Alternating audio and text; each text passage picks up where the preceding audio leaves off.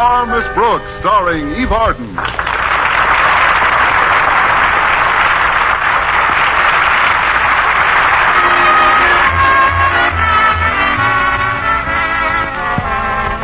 The life of an average school teacher tends to run along a fairly smooth and even path. But if that teacher's name is Constance Brooks and she teaches English at Madison High School, that path is apt to be not quite so smooth and even. Somehow, while most girls go through life attracting boys, I go through it attracting accidents. Wednesday, as I was leaving Clay City High after a visit with a friend, I hit the jackpot of all accidents. I was walking toward the elevator, my mind off in space, when a few seconds later, so was I. I had stepped into an open elevator shaft. The next thing I knew, I was hanging by my fingertips. Jason Brill, Clay's principal, had rushed up and pulled me to safety. The newspaper photographers had taken our pictures, and we were so busy I didn't have a chance to faint until I got home. The next morning, as my landlady and I sat down to breakfast, I slipped the newspaper casually under Mrs. Davis's eyes and waited for her reaction. Finally, it came. In tones quivering with excitement, she said, Connie, what's a two-letter word meaning sun god? Mrs. Davis, look. No, dear, look has 4 letters. Maybe I should try it vertical. Now, let's see. What's a 3-letter word for feline domestic animal? Oh, no. Quiet, Minerva, and finish your milk. Now, 3-letter word for feline domestic animal. It's no use, Minerva. Mrs. Davis, if you'll forget that crossword puzzle for a moment and look at the front page, you might see a story about a person you know that will interest you. Oh, all right, dear. Well? Oh, my goodness. Why, Connie, this is your picture. A picture of you and Jason Brill. But what are you two doing on the front page? If you'll read the story, you'll see what we're doing there. A story? Oh, that's right, there is a story. Jason Brill, principal of Clay City High School, played the hero yesterday as he hoisted Constance Brooks, Madison High English teacher, out of an open elevator shaft. Miss Brooks had been dangling by her fingertips 3 stories up, with the elevator a floor above her, when she was finally rescued. Oh, Connie, how awful. But, dear, I don't quite understand. Don't quite understand what, Mrs. Davis? Wouldn't it have been simpler to wait for the elevator like everybody else? Not with my claustrophobia. Mrs. Davis, the whole thing was an accident. A horrible, nightmarish accident. Oh, of course, dear. Were you hurt? No, I'm all right today. Now, please don't worry about me, Mrs. Davis. I have as many lives as... No coaching, Minerva. Don't you want to read the rest of the story? I'm reading it now. Mr. Brill, who is currently one of the principals being considered for promotion to assistant superintendent of schools, was extremely modest about his daring rescue. When asked to comment, he said, "This is nothing that any other aggressive, vigorous, alert, level-headed, courageous man wouldn't have done under similar circumstances." If he printed his whole comment, he would have been elected to Congress. As it is, I doubt if he'll make assistant superintendent. At least not while Mr. Conklin is also trying for the job. Oh, is Osgood still after that position? Like Dick Tracy is after Rughead. Like today, our boy unveiled his Project X in front of Mr. Stone. Project X? Goodness, it sounds important. What is it, dear? If I know Mr. Conklin, it's probably a scientific method of making 6 teachers do the work of 1 principal. Frankly, Mrs. Davis, I'm dying to find out about Project X myself. Mr. Conklin's promised me that this morning he's letting the cat out of the bag. Back in the bag, Minerva. In any case, Connie, it might be a good idea to drop in and see your principal before your first class. He'll be so relieved to see you unscratched. He'll fuss over you like a cat over her baby kitten. Yes, Minerva, they're playing our song.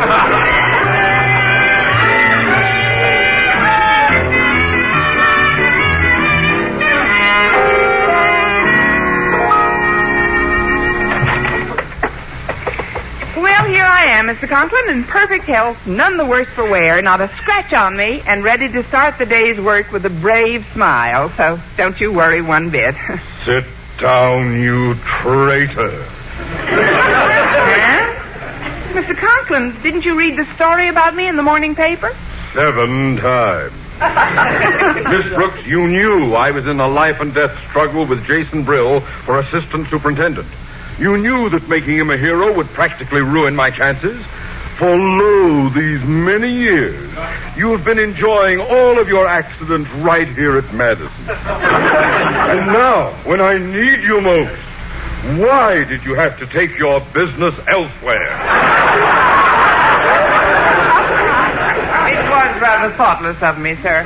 And I was so confident that when I unveiled my Project X before Mr. Stone at 3 this afternoon, it would dwarf all of Brill's recent projects. But now, with his hero story... Is this your Project X, sir? This desk microphone and the instrument panel with push buttons? Yes, it's an amplifying system. Sitting right here in my office, I can press buttons and hear what's going on in any classroom or hallway. I can check on my teachers and students at any time.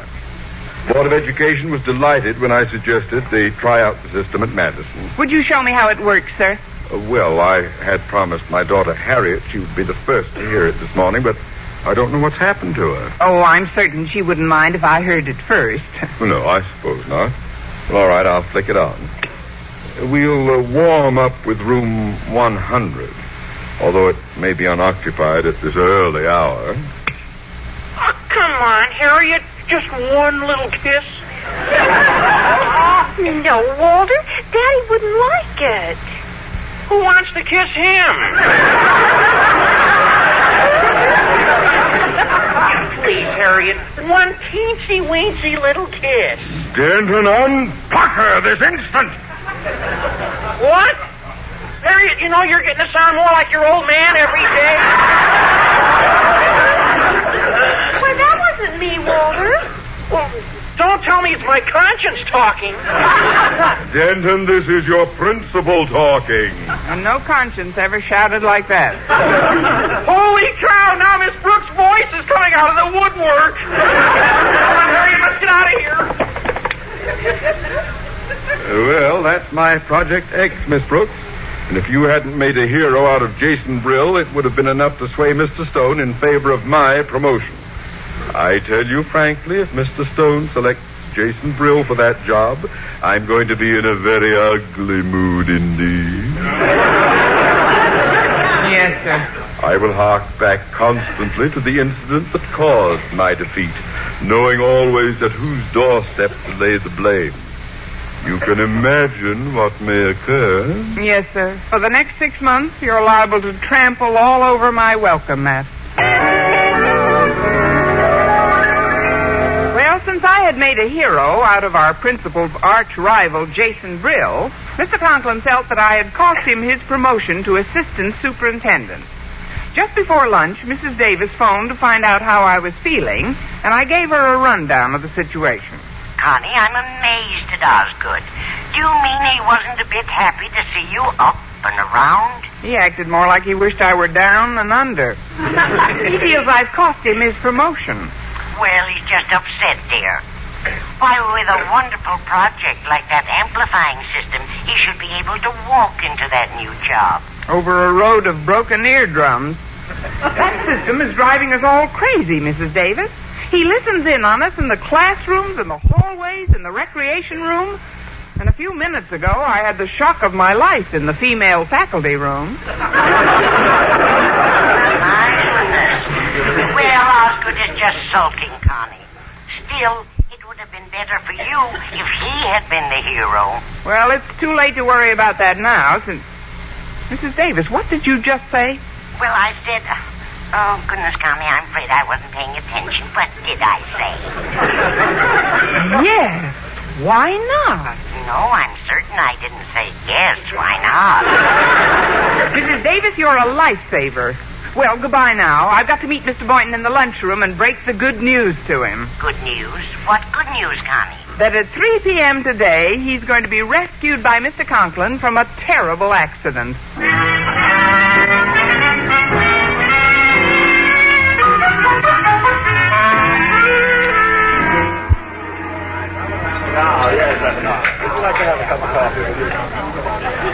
that pie was better than they usually make down here. Yes, it was. Oh, now, you said you had a big favor to ask me. What is it? Yes, I did want to ask a favor, Mr. Boynton, but perhaps I'd better not ask it here. You know who might be listening in on us right now. Who? Which who? Oh. Yes, that who. If I could whisper it to you, though. Bring your ear over closer. Now, listen. Say, that tickles. You know, you sent a chill right down my spine. Care to do me now? I mean, let's just talk in low tones. Oh, Miss Brooks, believe me, you're worrying needlessly. I'm sure Mr. Conklin has something better to do than listen in on lunchroom conversations. But if you're worried, why don't you just write down what you have to say on a napkin? What do you think of that idea? I think it's the sneakiest thing I've heard today. Mr. Conklin. Gosh, you were right, Miss Brooks. Don't get panicky, friend. Just follow me across to the unoccupied zone of Madison High.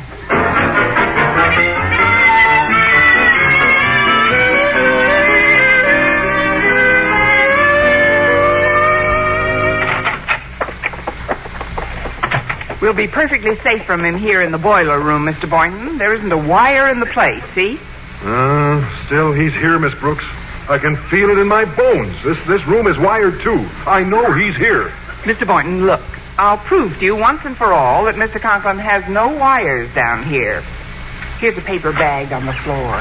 I'll blow it up and explode it near the ceiling. Watch.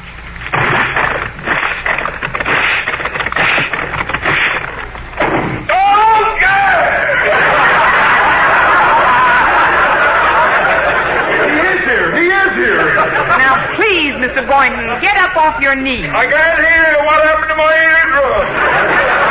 Where is everybody? Mr. Conklin? I can't hear. Say something, somebody. Please. Mr. Conklin, can you hear me, sir? Oh, somebody. I can't hear a thing. Say something, somebody. Go jump in the lake, fish face.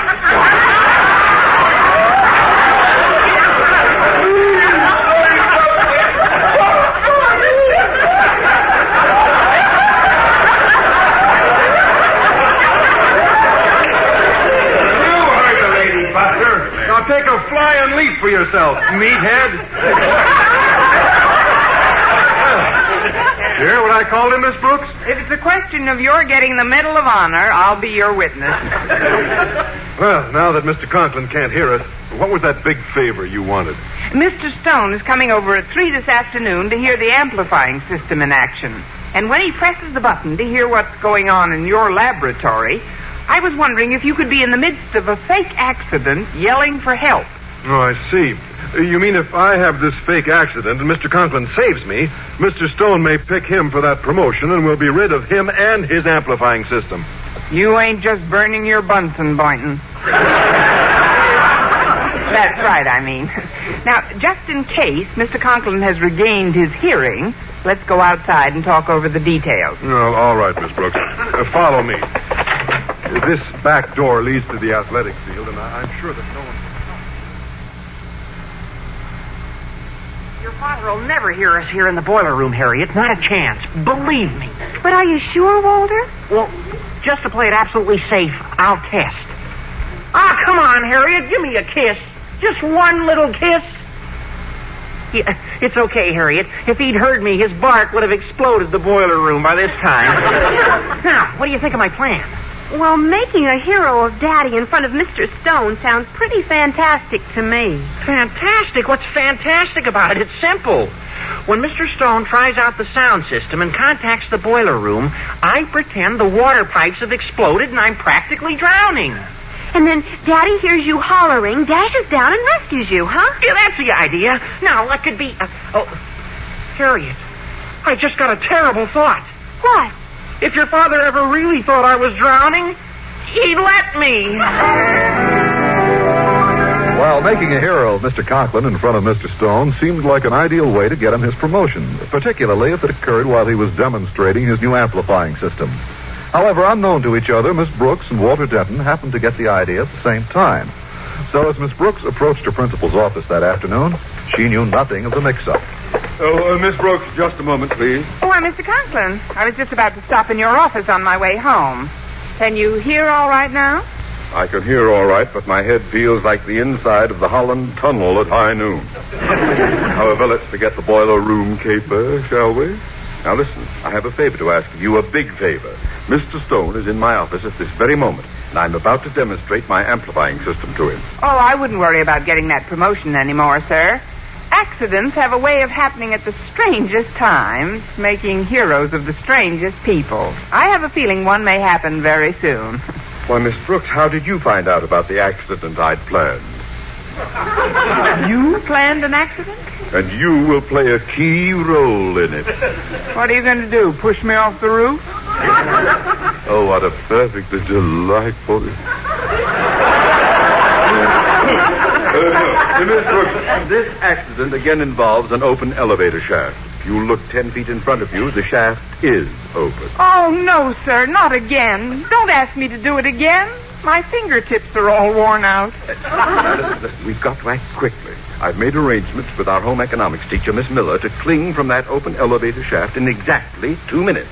At that time or before, you will come into my office screaming for help, and I shall bound to the rescue.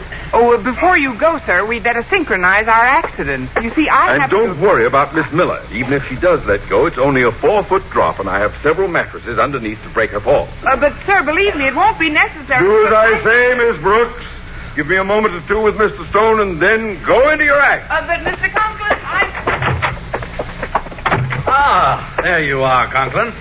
Say, this is quite an efficient-looking acoustical setup you've got here. Oh, thank you, Mr. Stone. Well, it's only natural for a principal whose only concern is his school to want to improve its operation. And as you know, sir, in all my years at this school, my one thought, my one aim has been how I can become assistant how I can better conditions here at Madison. I'm well aware of that, Osgood. But now I'd like to hear this amplifying system in operation, so... Mr. Conklin, come quickly. Something terrible has happened. Miss Miller has fallen down the elevator shaft. She's clinging to the ledge this very minute. What? Fallen down the elevator shaft? Good heavens. Why, Miss Brooks, it happened to you only yesterday. Yes, sir. I must have ushered in the season. Well, what are we standing around for? A human life is in peril. Clear, quick, decisive action is called for. And if there's one thing about Osgood Conklin, he is never one to lose his head in emergencies and turn his... Osgood! Stop filibustering and save her. Oh, yes, at once. Yes.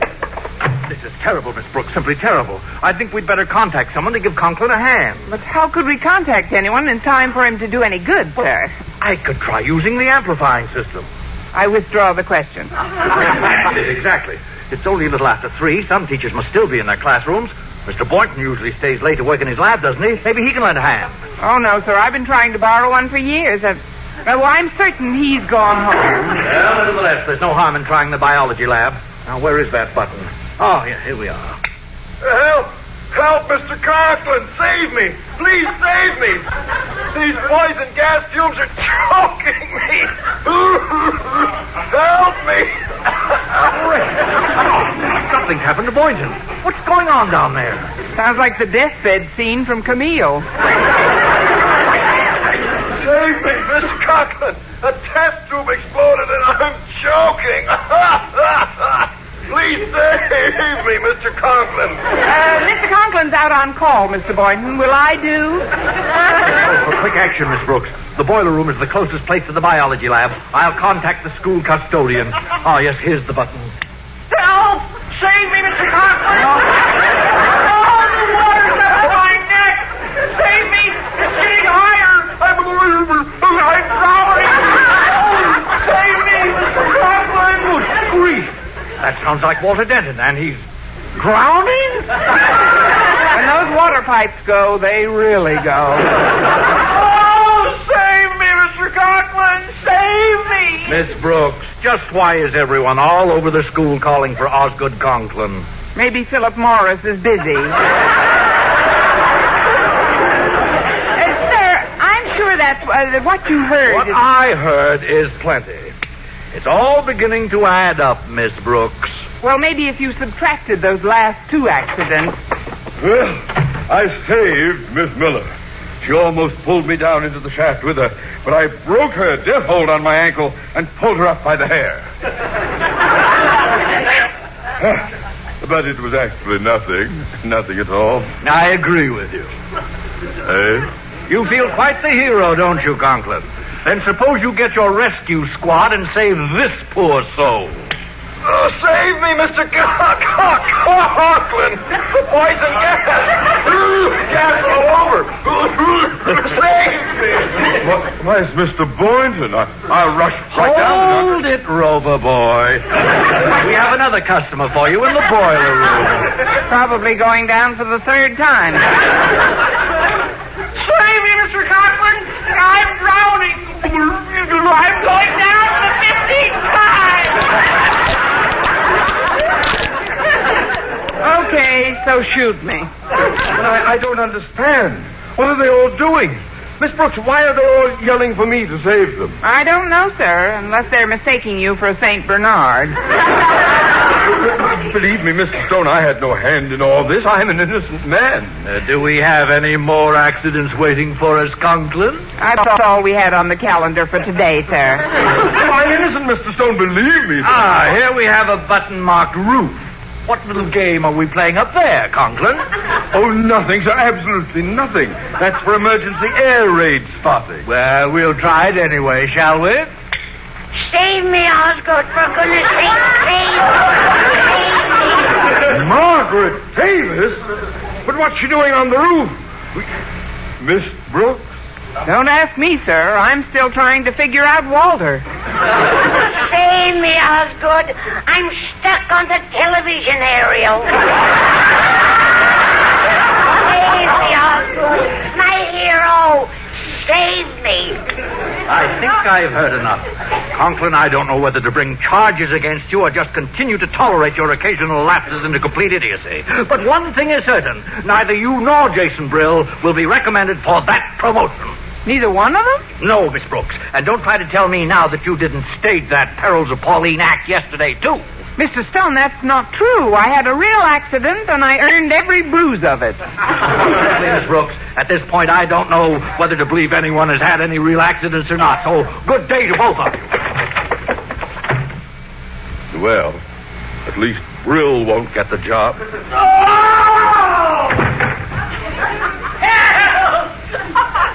What was that? Oh, it's Mr. Stone, sir. He fell down that open elevator shaft.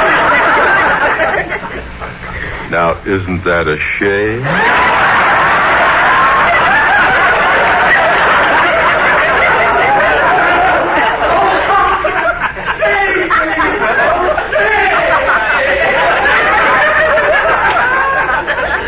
Shall we, Miss Brooks? I knew if we kept on pitching, sir, we'd make it sometime today.